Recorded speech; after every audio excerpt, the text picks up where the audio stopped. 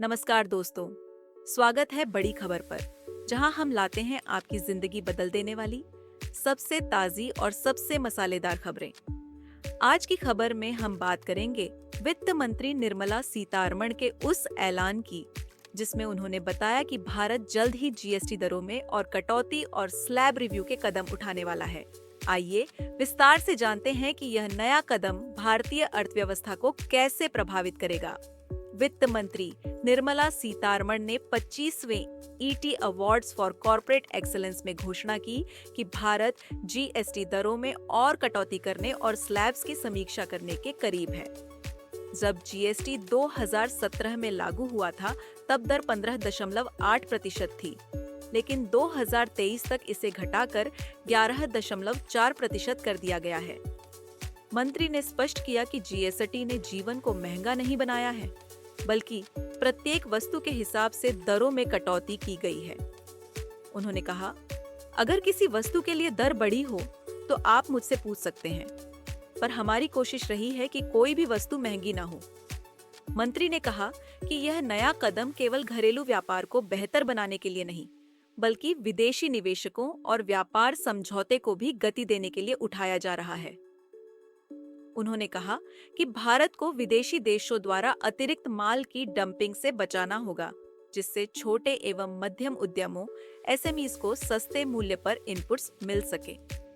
प्रधानमंत्री मोदी की अमेरिका यात्रा के बाद भारत में व्यापार समझौते की उम्मीदें थीं, परंतु अब इस नए ऐलान से यह स्पष्ट हो गया है कि ट्रेड डील में भारत को छूट नहीं मिलेगी। वाणिज्य मंत्री पीयूष गोयल वर्तमान में अमेरिका में हैं और वह प्रस्तावित द्विपक्षीय समझौते पर काम कर रहे हैं। मंत्री ने यह भी कहा कि अंतर्राष्ट्रीय व्यापार में सुरक्षा, जियो फ्रैगमेंटेशन और प्रोटेक्शनिज्म जैसी चुनौतियों का सामना करने के लिए एक हैंड्स ऑन अप्रोच अपनाई जाएगी। खंड 3, वित्तीय और गैर वित्तीय क्षेत्रों में सुधार। जीएसटी रिव्यू के साथ साथ वित्तीय क्षेत्र में भी सुधार की बात सामने आई है। हाल ही में एनबीएफसीज, नॉन बैंकिंग फाइनेंशियल कंपनियां से जुड़ी कुछ जोखिम भरी माइक्रो क्रेडिट एक्सपोजर की चिंताएं आरबीआई के हस्तक्षेप के बाद कम हो गई हैं। मंत्री ने कहा कि अब एक सही सुधार हो रहा है, जिससे ये जोखिम समाप्त हो जाएंगे।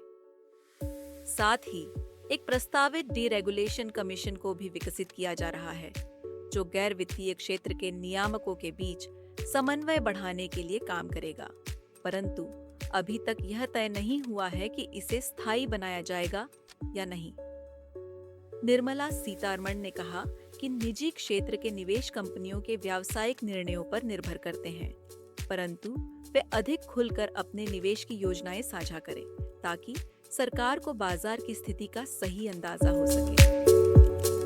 उन्होंने निवेशकों से अपील की, आपको भारत की क्षमताओं में विश्वास रखना चाहिए, यही वो भावना है जो अब भी कमी है।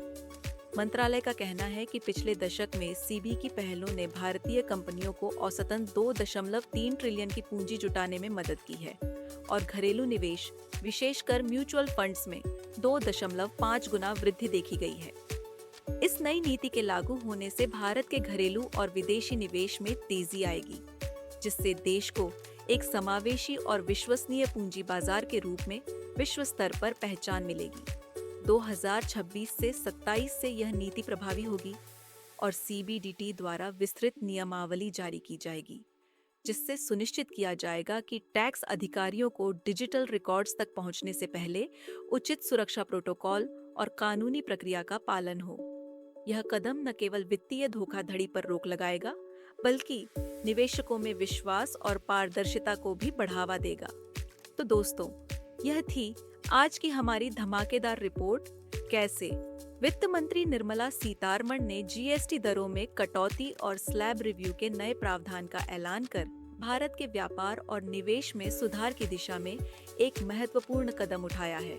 आपके विचार हमारे लिए बेहद महत्वपूर्ण हैं। कमेंट में बताएं कि आप इस नए कदम के बारे में क्या सोचते हैं और क्या आपको लगता है कि इससे भारतीय अर्थव्यवस्था में बड़ा बदलाव आएगा। अगर आपको यह रिपोर्ट पसंद आई हो तो तुरंत हमारे चैनल बड़ी खबर को सब्सक्राइब करें, वीडियो को लाइक और शेयर करें ताकि आप तक हर नई, सबसे ताज़ी और सबसे मसालेदार खबरें पहुंचती रहें।